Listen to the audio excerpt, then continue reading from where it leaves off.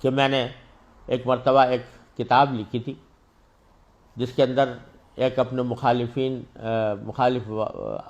رائے رکھنے والے لوگوں کے اوپر بڑے طعن و تشنیع کی تھی اور بڑے فقرے چست کیے تھے اور بڑے طنز و تعریض کے اس میں نشتر چبوئے تھے. تو میرے والد ماجد حضرت مولانا مفتی محمد شفیع صاحب قدس اللہ تعالیٰ سرہ، میری عادت تھی جب بھی کچھ لکھتا تھا تو ان کی خدمت میں پیش کیا کرتا تھا. ان کی خدمت میں وہ کتاب پیش کی، 200-250 صفحے کی کتاب تھی. سنتے رہے. جب ساری کتاب ختم ہو گئی تو مجھ سے پوچھا کہ بتاؤ تم نے یہ کتاب کس غرض سے لکھی؟ اس غرض سے لکھی تاکہ جو لوگ تمہارے پہلے سے حامی ہیں اور پہلے سے تمہارے خیال کے لوگ ہم خیال ہیں، وہ تمہاری اس کتاب کی تعریف کریں کہ واہ واہ کیا شاندار دندہ شکن جواب دیا ہے، منہ توڑ جواب دیا ہے. اس تعریف کو حاصل کرنے کے لیے لکھی ہے کتاب، یا اس لیے لکھی ہے کہ جو لوگ غلط فہمی میں مبتلا ہیں وہ اس کو پڑھ کر صحیح حقیقت پہچان سکیں؟ جو بتاؤ کس کام کے لیے لکھی؟ اگر تم نے اس لیے لکھی ہے کہ غلط فہمی لوگوں کی دور ہو تو خوب سمجھ لو کہ تمہارے اس طنز و تعریض کے اور طنز و تشنیع کے انداز سے کبھی بھی کسی کی غلط فہمی دور نہیں ہوگی.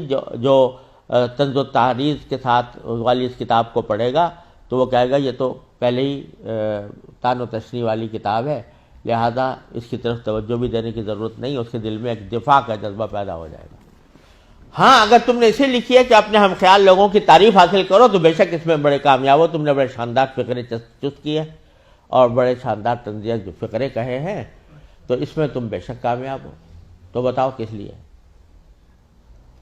اب جو بات ایسی فرما دی کہ کوئی جواب تھا نہیں. میں نے کہا حضرت واقعی بات تو آپ صحیح فرمائی.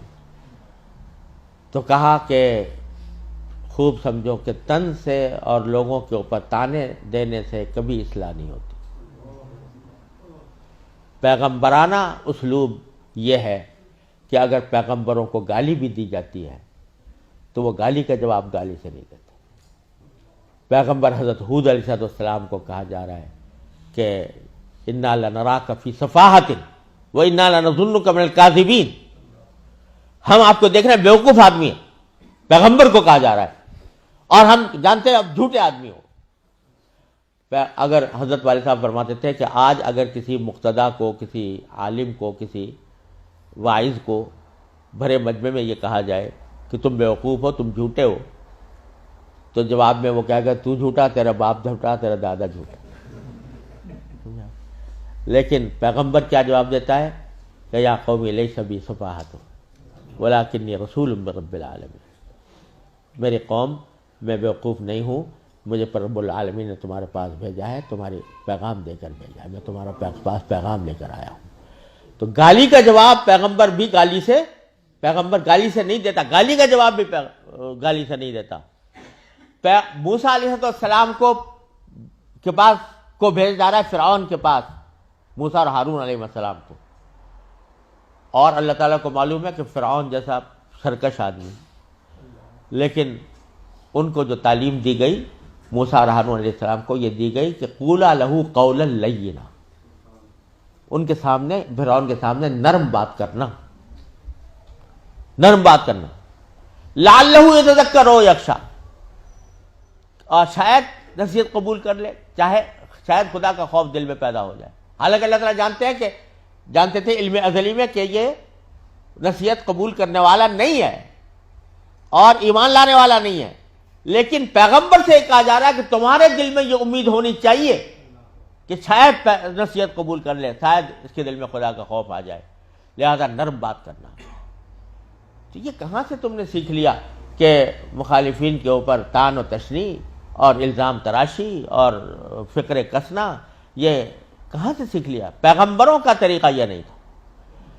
لہذا حضرت والد ماجد قدس اللہ تعالیٰ نے فرمایا کہ ادھیڑو اس کتاب کو. الحمدللہ میں نے بات دل میں اتر گئی اور الحمدللہ میں نے پھر پوری کتاب کو اثر نو لکھا اور وہ سارے فکر اس میں حذف کیے. اس موقع پر جو جملہ سنانا چاہ رہا تھا حضرت والد ماجد رحمۃ اللہ علیہ کو، وہ یہ، اس موقع پر حضرت والد ماجد رحمۃ اللہ نے فرمایا کہ جب بھی کوئی بات اپنی زبان سے یا اپنے قلم سے نکالو تو پہلے یہ سوچ لو کہ اس بات کو مجھے کسی عدالت میں ثابت کرنا ہے۔